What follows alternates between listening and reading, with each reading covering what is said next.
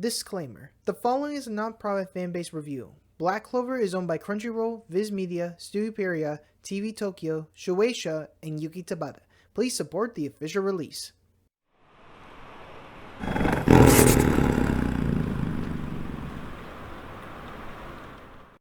And so Asta's training begins. Can he be able to get enough strength he needs to defeat Lucius? Let's find out.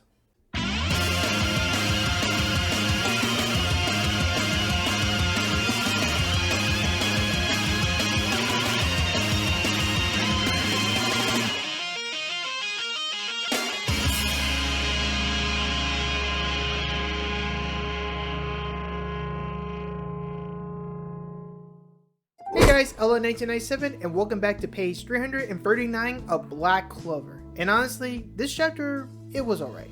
We got introduced to a new character, this sort of touchy moment between Asta and Ichika, and the new technique Asta will learn called Zented, or in our translations, Heavenly Severance. But in all honesty, there isn't that much to point out in this chapter other than the three I mentioned. So with that said, with the official chapter now released, let's see how this progresses.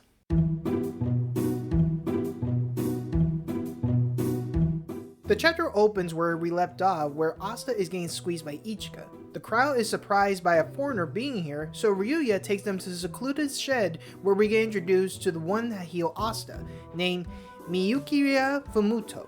I hope I pronounced that right. He's what you call the recovery Yujutsu genius. He's not only a healer, but he's also a water mage, as we see him summoning these big Japanese goldfish in bubble form, and one of them had Leibi in its mouth to heal.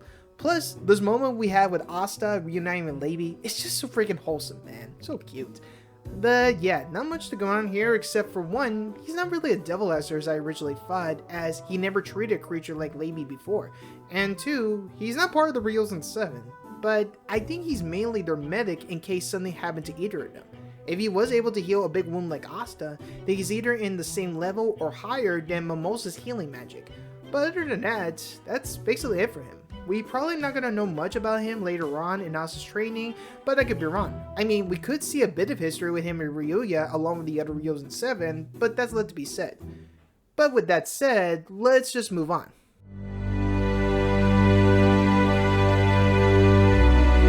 While eating his meal, Asta still wants to return to the Clover Kingdom, but Ryuya tells him no, as he's still got time to recover and to return. But Asta isn't sure if this training will even help him, because as far back as he knows, he's been training his whole life, so how would this be any different?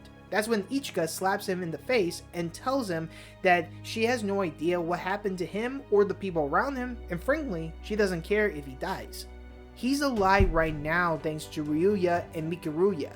She also reminds him that foreigners that enter this country bring disaster with them. So that could be why she was just so threatening towards Asta, because foreigners just bring about disaster and all that. So she was being cautious herself. She even points out that Ryuya may look like an incomprehensible foreigner to him, but remember, in this country, he is the shogun. He takes charge of taking care of his country for the best. He is the one to protect them from all the dangers surrounding them. He's the one that cares for them. So either he'll ignore Ryuya's warning and waste the life he saved, or she'll have no choice but to cut him down right then and there.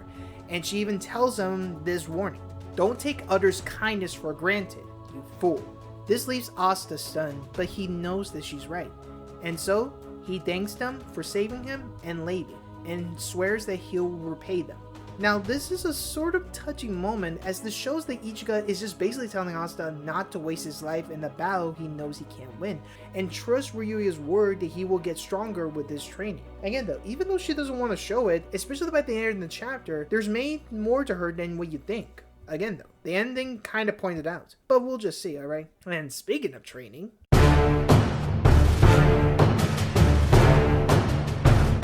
alright, now this is the part I really wanted to talk about, and it's about the technique that Asta will learn called Zented, the same move that Ichika used in the last chapter. Now, Asta is told that Ki is the flow of life energy, and everybody manipulates it unconditionally, and it turns into magical power. But we already know this.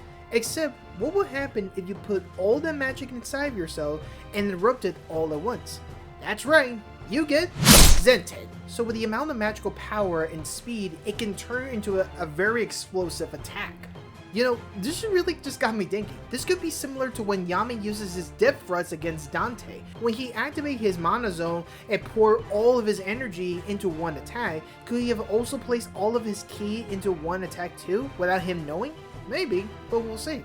Now, in Asta's case, since he has no magic, he can instead use anti-magic as a substitution, since he is tied in with Lady. So when he tried to do it, instead of cutting and clean in half like Ichigo did, his instead dissolved the bamboo tree. They were all shocked, including Ichigo herself, when Asta did it. The chapter ends with Asta thanking them again and tells them that this will make him stronger. Wow.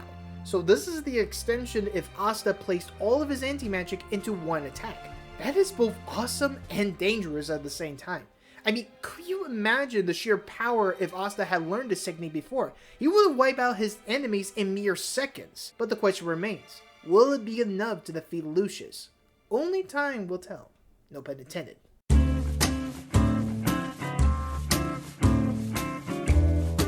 As I said before, this chapter was alright. While it has its moments with Ichigo and the technique Zented, there really isn't much to say about this chapter other than this is the start of Asta's training.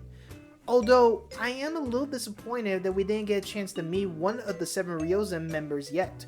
As I said before, I originally thought that maybe Mikuruya could be one of the members, but it was confirmed that he wasn't. Maybe in the next chapter, we'll be able to meet one of them. Although, I could be wrong, but I have a sneaky suspicion that in the next chapter, we're gonna cut back to the Clover Kingdom and see how the others are doing to prepare for the final battle, along with finding Asta. But what do you guys think? Is there anything I may have missed or mistaken when covering the chapter? Leave your thoughts in the comment section below, alright?